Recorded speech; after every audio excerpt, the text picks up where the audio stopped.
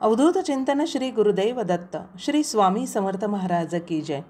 अनंत कोटी ब्रह्मांडाचे नायक, अक्कलकोट निवासी, भक्तवत्सल भक्ताभिमानी, सच्चिदानंद योगीराज असे स्वामी समर्थ यांचा प्रगट दिन चैत्र शुद्ध द्वितीया.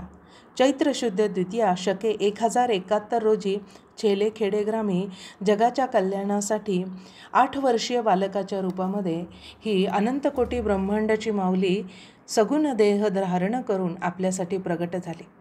आणि चैत्र वद्य त्रयोदशी शके 1800 या रोजी अक्कलकोटला चोळप्पांच्या घरी समाधीस्थ झाली.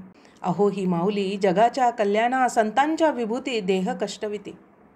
अशी ही माऊली तुमच्या आमच्या कल्याणासाठी, धर्माची विस्कटलेली घडी पुन्हा स्थापना करण्यासाठी, गुरुपीठ स्थापनेसाठी अवतरित झाली.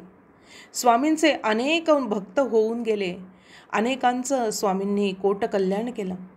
अगदी गरीबातला गरीब किंवा अगदी श्रीमंतातला श्रीमंत राजा असू दे, सगळे जे कोणी स्वामींना शरण गेले, स्वामींच्या संपर्कात आले, त्यांचं स्वामींनी त्या 729 वर्षाच्या कालखंडामध्ये किती लीला केल्या असतील, अनेकांचं कल्याण केलेलं आहे.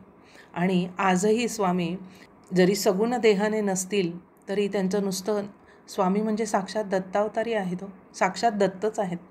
त्यामुळे स्वामींचं नुसतं नाव जरी घेतलं तरी ते कृपा करतात.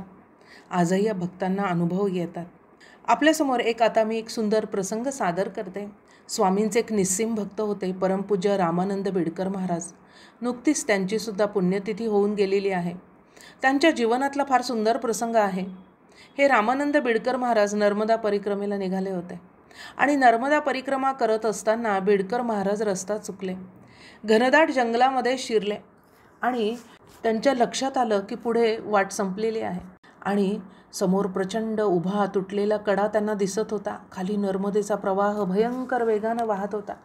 दुसरा मार्गच दिसत नव्हता. रात्र होत आलेली होती. मागे घनदाट अरण्य. आता काय करायचं? ठीक आहे, जशी स्वामींची इच्छा असं म्हणून ते एका खडकावरती नामस्मरण करत शांतपणे बसले. आणि थोड्याच वेळात एक प्रचंड मोठा वाघ तिथे भयावह डरकाळी फोडत आला आणि त्यांच्यासमोर येऊन बसला. तरी ते शांतपणे जप करत राहिले. थोड्याच वेळामध्ये त्यांच्या लक्षात आलं की ही स्वामींची लीला आहे. लगेच त्या वाघाला त्यांनी साष्टांग नमस्कार घातला आणि कळवळून म्हणाले, सद्गुरू समर्था स्वामी महाराजा, तुमच्यासारखा दयाळू दुसरा कोण असणार हो? एवढ्या घनदाट जंगलात अंधारात तुमच्याशिवाय माझं रक्षण कोण करणार हो? आणि आश्चर्य म्हणजे त्यांनी असे म्हणता क्षणी प्रत्यक्ष श्री स्वामी समर्थ तिथे प्रगट झाले आणि आनंदामध्ये डुलत हसू लागले.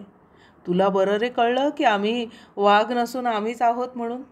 अहो स्वामी, समर्थाची या सेवका वक्र पाहे, असा सर्व भूमंडळी कोण आहे? स्वामी, तुमच्याशिवाय आम्हाला कोण तारणार हो?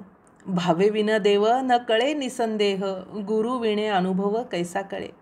हरिपाठामधल्या ह्या ओळी आहेत. या यथार्थ आपल्याला सिद्ध झालेल्या दिसतात या प्रसंगामधून. बिडकर महाराजांची निसंदेह अंतःकरणाची स्थिती, अनन्य शरणागतता. जगात माझ्या सद्गुरूशिवाय माझं तारणहार दुसरं कोणीही नाही.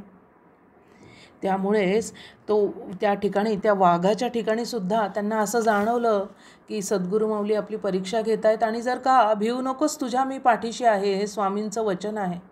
अशी माऊली माझ्या पाठीशी असताना मला घाबरायचं ते कारण काय? आणि ते निसंदेह मनाने मी कुठल्याही संकटामध्ये असलो तरी माझी माऊली मला सांभाळणारी आहे या विश्वासाने ते त्या घनदाट अरण्यामध्ये, जवळपास हा 100 वर्ष जुना प्रसंग असेल, 100 वर्ष जुना प्रसंग आहे. आणि बघा किती घनदाट अरण्य असेल नर्मदेच्या किनारी. आणि बिडकर महाराज आपल्या केवळ सद्गुरूंच्या वरती असलेली अढळ श्रद्धा आणि श्रद्धेपोटी जप करत बसले आणि स्वामी समर्थांनी येऊन आपल्या प्रत्यक्ष हम गया नहीं जिंदा है ही पावती देत त्यांना त्या संकटापासून वाचवलं, सांभाळलं. एक प्रकारे त्यांची परीक्षाही घेतली आणि ते परीक्षेमध्ये उत्तीर्ण झाले. असे हे स्वामी आहेत. कधी केव्हा कुठे येतील आणि आपल्याला संकटामधनं तारून जातील, आपल्याला लक्षातसुद्धा येणार नाही. मग आपण काय करायचं आहे? आपल्या जीवनाचं एकच ध्येय ठेवायचं. आम्हाला काही नको, आम्हाला फक्त काय हवं आहे? स्वामी कृपा. आणि स्वामी कृपा म्हटली की त्यामध्ये सगळंच आलं. तेव्हा चैत्र शुद्ध द्वितीयेला स्वामींचा प्रगट दिन आहे, तेव्हा आपण नितांत श्रद्धेने स्वामींची सेवा करायची आहे. स्वामींचं पूजन, मनन, चिंतन, स्वामींना काय आवडतो, जप आवडतो तो करायचा आहे. तेव्हा चैत्र शुद्ध द्वितीयेला स्वामींचं पूजन करूया आणि स्वामींची फक्त आम्हाला काय द्यावी, स्वामींनी आपली पूर्ण कृपा, अनुग्रह स्वामींनी आपल्याला द्यावा अशी शरणागत भावना ठेवून स्वामींची उपासना करावी. श्री गुरुदेव दत्त. आपल्याला जर ही पोस्ट आवडली असेल तर कमेंटमध्ये श्री स्वामी समर्थ लिहायला विसरू नका. चॅनलला लाईक करा, शेअर करा आणि सबस्क्राईब जरूर करा.